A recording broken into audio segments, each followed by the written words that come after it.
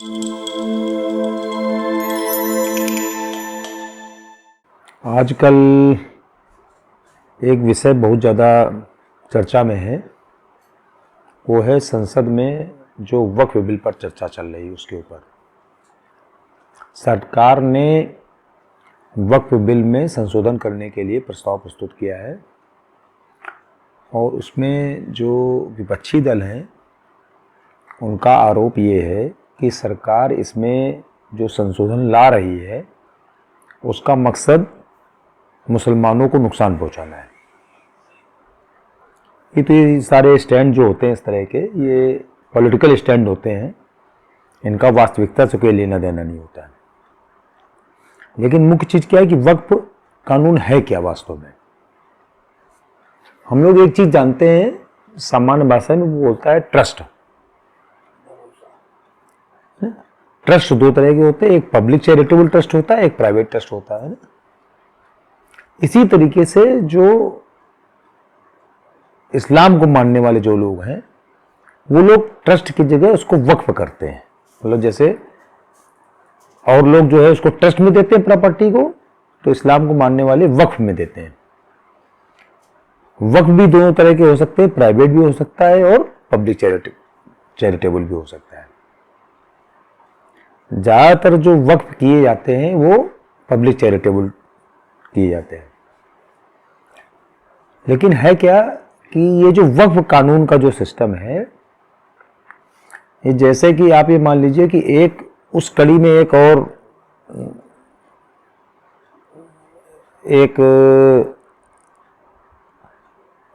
अपने आप में कहा जाए कि ऐसी चीज है जो इस्लाम के जो बहुत सारे नियम कानून बने हुए हैं उनमें एक ये नियम कानून और भी है जिसमें उनको ट्रस्ट बनाना, ऐसा नहीं कि कोई मुसलमान जो है ट्रस्ट नहीं बना सकता है, मुसलमान भी पब्लिक चैरिटेबल ट्रस्ट बना सकता है। लेकिन वो लोग जो हैं अपना जो इस्लामिक सिस्टम उन्होंने बना रखा है पूरी दुनिया में, उसमें उसको वो वक्फ कहते हैं। और भारतवर्ष में ये क्यों प्रभावी है? क्योंकि भारतवर्ष आज की तारीख में हमें लगता है इकलौता ऐसा धर्मनिरपेक्ष देश है जो कि इस चीज को स्वीकार करने के लिए तैयार है कि ठीक है, चाहे जो भी किसी भी मत और संप्रदाय के लोग हैं जो भी अपनी बात कह रहे हैं उनकी बात को स्वीकार कर लिया जाए और उसको माना जाए और चलाया जाए। उसके पीछे कारण सब लोग जानते हैं, क्योंकि यहाँ पर अधिकांश जो जनसंख्या है वो हिंदुओं की है और हिंदू जो है लगभग हर चीज को स्वीकार करने के लिए तैयार रहता है। उसी तरीके से उसने ये वक्फ कानून भी स्वीकार किया। लेकिन कोड़ में खाज क्या है कि जैसे कांग्रेस के बहुत सारे कुकर्म रहे हैं, उसमें से एक कुकर्म ये भी है कि उसने भारतवर्ष में वक्फ कानून को इतने अधिकार दे दिए, वक्फ कानून में वक्फ बोर्डों को, चाहे वो केंद्र का हो चाहे राज्यों के हो, कि वो वक्फ बोर्ड ना होके वो प्रॉपर्टी को मैनेज करने वाले बोर्ड नहीं रह गए। जैसा कि बाबा योगी आदित्यनाथ ने कहा था कि ये जो है माफिया बोर्ड हो गए, भूमाफिया बोर्ड हो गए, भूमाफिया बोर्ड हो गए। है क्या कि सरकार उनको जो है उन वक्फ बोर्डों को अपनी तरफ से संपत्ति बहुत सारी सरकारों ने दे दी, कांग्रेस सरकारों ने।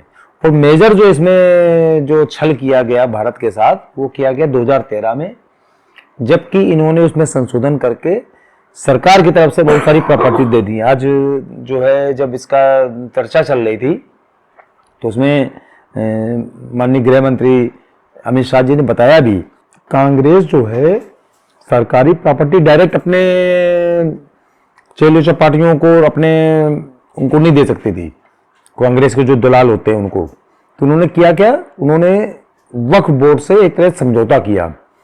वक्फ बोर्ड को पहले प्रॉपर्टी दे दी और इसके बाद वक्फ बोर्ड से वापस अपने हित के लिए उसको यूटिलाइज करने लगे। तो कोई इसमें पैसा भी नहीं उनका खर्च हुआ और ये पूरी व्यवस्था बन गई उनकी एक जो है भ्रष्ट तरीके से पैसा कमाने की। इस तरीके से उन्होंने पूरे हिंदुस्तान में किया है। इसके पहले भी जो और वो संशोधन लाए, धीमे धीमे इन्होंने वक्फ को जानबूझ के मजबूत किया। और क्योंकि वक्फ और मुसलमान दोनों इनके हाथ में टूल बन के रह गए, मुसलमान भी कांग्रेस के हाथ का टूल बन के रह गया कि जहां वो चाहते थे उसको थोड़ा बहुत लॉलीपॉप दिया, उनको बताया कि देखो तुम्हारे फेवर में ये कर रहे हैं, और उनका उपयोग किया अपने वोटिंग के लिए, अपने पक्ष में वोटिंग करने के लिए। यही काम इन्होंने प्रॉपर्टीज को जो पर कब्जा करने के लिए उन्होंने वक्फ का किया। अब चूंकि वो सारी चीजें सबको पता लग रहा है, तो सरकार ने, जो भारतीय जनता पार्टी सरकार है, उसको समझ में आता तो सबको, मतलब ऐसा नहीं दिखाई नहीं पड़ता है। जैसे आज ओवैसी कह भी रहे थे कि उस समय उन्होंने विरोध नहीं किया, तो उसमें विरोध करने लायक थे ही नहीं। और मान लो विरोध करते भी तो भी, जैसे आज इनका वो संशोधन गिर रहा है, कल उसमें उनका भी गिर जाता, तो कोई इतना बड़ा मैटर नहीं था। लेकिन ये जो संशोधन है, इससे एक तो कांग्रेस का जो भ्रष्टाचार था, जो प्रॉपर्टी पर कब्जा करने का, इनडायरेक्ट रूप से वो खत्म होगा। दूसरी चीज, जो उन प्रॉपर्टियों का उपयोग करने से जो सामान्य, जो मतलब जनरल पब्लिक थी इस्लाम की, मुसलमान जो जनरल मुसलमान था, जिसको कि वास्तव में वक्फ का फायदा मिलना चाहिए था, वो मिलना चालू हो जाएगा। लेकिन जैसे कि अभी तक के सारे जो इस तरह के कोई भी कानून रहे जो कि मुसलमानों के हितों को, या हम ये कहें कि जिसका परसेप्शन इस तरीके से लोग बनाने की कोशिश करते हैं कि मुसलमानों के अगेंस्ट में है, जैसे CAA का था, उसी तरीके से ये कानून पारित होने के बाद भी हमारा ऐसा मानना है कि मुसलमान लोग इसका सड़क पर भी विरोध करेंगे। और ये विरोध किस स्तर तक जाएगा, कुछ कहा नहीं जा सकता है। तो इसमें सरकार को भी होशियार रहने की जरूरत है और जनता को भी होशियार रहने की जरूरत है, क्योंकि ये कानून वास्तव में इस देश की उस प्रॉपर्टी को, जो इस भारत भूमि की प्रॉपर्टी है, भारत भूमि की ही प्रॉपर्टी को वो लोग वक्त भी कर रहे हैं, उस पर कब्जा भी कर रहे हैं, उसको किराए पर भी उठा रहे हैं, सब कुछ कर रहे हैं उसका।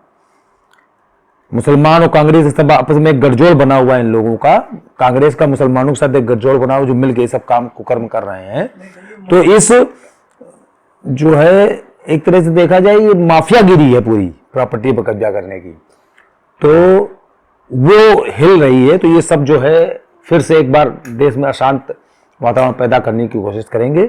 सब लोग होशियार रहें और अपने आसपास जो चीजें घटित हो रही हैं उन पर थोड़ा निगाह रखें और थोड़ा चौकन्ने रह के, थोड़ा सजग रह के इस वातावरण को फेस करें, क्योंकि ये जो है भारतवर्ष के भविष्य का सवाल है।